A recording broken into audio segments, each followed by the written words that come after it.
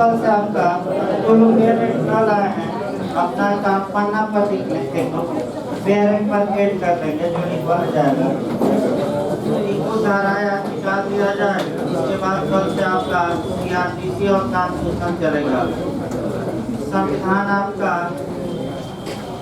अब इधर का चैप्टर उठा जाए, राजनीतिक कार्यपालिका और विधायिका और लोक सेवाएं, लोक सेवाएं।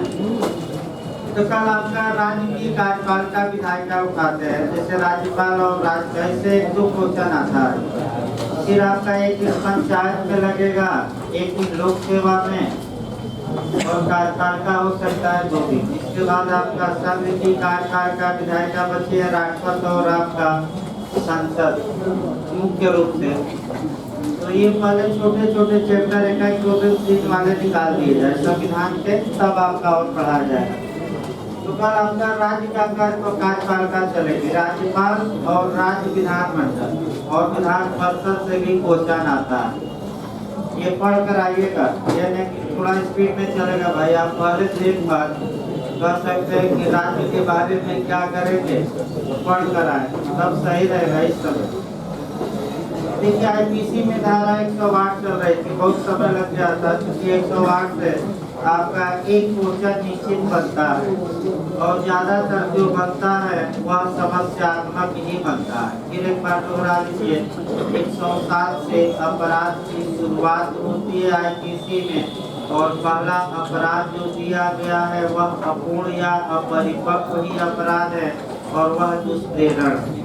दुष्प्रेरण की परिभाषा कहाँ दी गई है? 107 में, और दुष्प्रेरण की परिभाषा उनसे 100।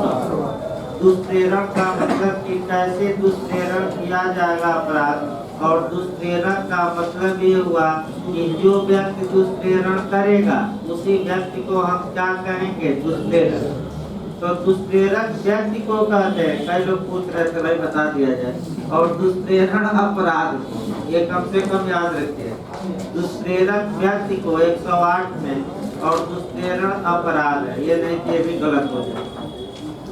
दुष्प्रेरण कितने प्रकार से ये पूछा जाता है? 3 प्रकार से।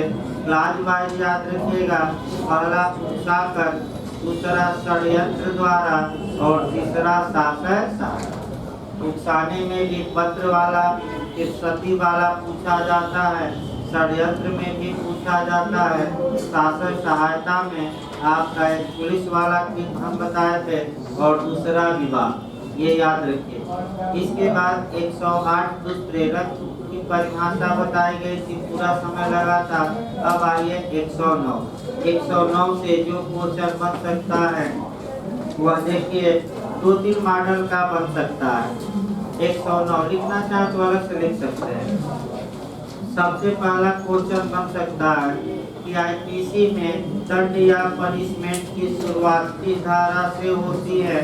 तो अगर ये क्वेश्चन बने तो आप 109 मारिए, लिख लीजिए। लिखेंगे तो भाई आईपीसी में सजा या दंड की शुरुआत की धारा से होती है, तो आपका जवाब रहेगा 109।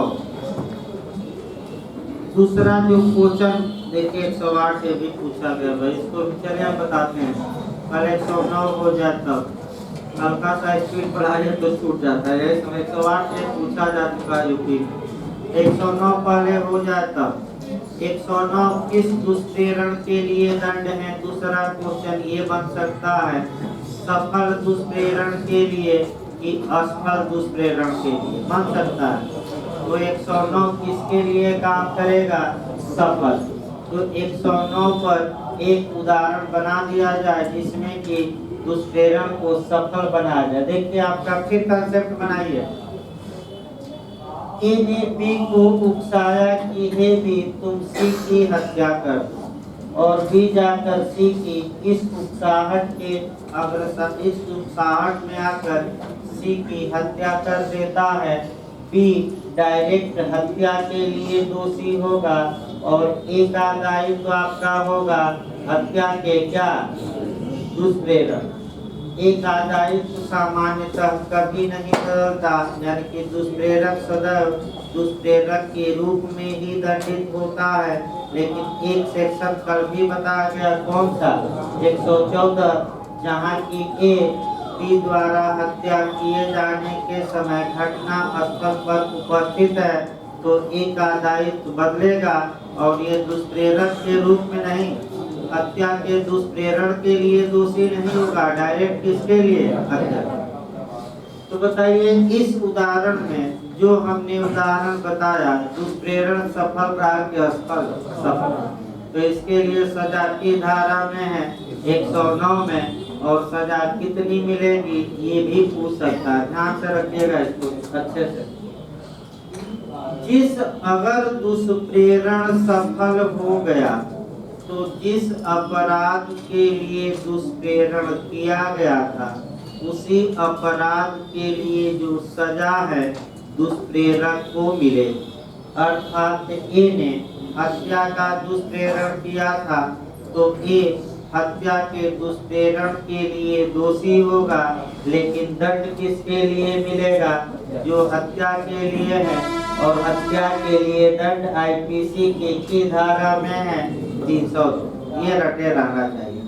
यानी कि दुष्प्रेरक उसी दंड से दंड नहीं होगा, उसी अपराध से जिस अपराध मैंने जो वह दुष्प्रेरण किया है, लेकिन ये कब, जब दुष्प्रेरण क्या हो जाए।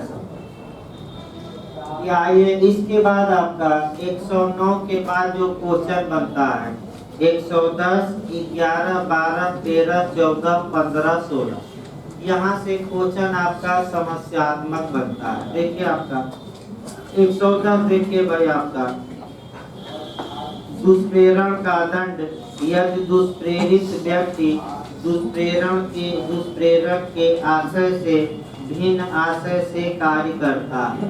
तो देखिए मेरे क्या करता है, जो कोई किसी अपराध के किए जाने का दुष्प्रेरण करता है, यदि दुष्प्रेरित व्यक्ति ने दुष्प्रेरक के आशय या ज्ञान से भिन्न आशय या ज्ञान से वह कार्य किया हो तो वह उसी दंड से दंडित किया जाएगा जो उस अपराध के लिए उपबंधित है जो किया जाता, यदि वह दुष्प्रेरक के ही आशय या ज्ञान से न कि किसी अन्य आशय या ज्ञान से किया जाता। इसको छोड़ सकते हैं। 110 केवल ये बताती है कि दुष्प्रेरक का दायित्व बढ़ेगा नहीं, यानी कि दुष्प्रेरक का दायित्व बढ़ेगा नहीं, वहीं रहेगा, छोड़ सकते हैं इसको।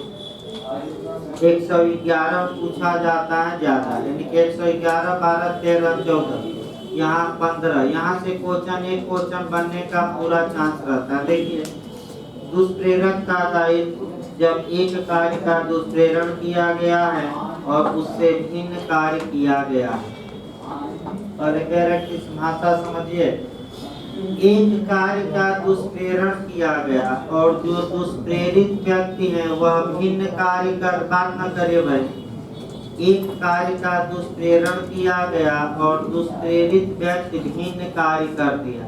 अब भिन्न कार्य का मतलब ये हुआ कि ए ने कहा कि जाकर बी के घर में चोरी कर लो, और बी गया तो घर में चोरी किया या न किया, लेकिन आग भी लगा दिया या लूट कर लिया।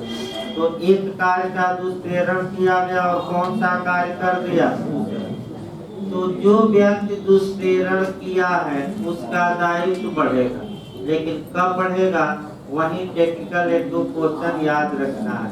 और इसमें आपका जो बेयर एक्ट में इलस्ट्रेशन होंगे वहां से आपका क्वेश्चन बनता है, लेकिन पहले बेयर एक्ट की भाषा को समझने का प्रयास करिए, यहाँ से क्वेश्चन बनता है।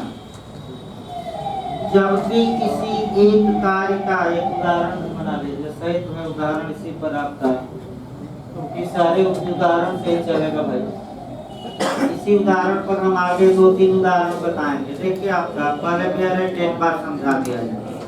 जबकि किसी एक कार्य का दुष्प्रेरण किया जाता है और कोई भिन्न कार्य किया जाता है, तब दुष्प्रेरक उन किए गए कार्यों के लिए उसी प्रकार से और उसी विस्तार तक दायित्व के अधीन है मानो उसने सीधे उसी कार्य का दुष्प्रेरण किया था। इसका मतलब ये हुआ कि ए ने बी को उकसाया कि जाकर तुलसी के घर में चोरी कर लो, बी गया लेकिन घर में क्या लगा दिया, आग।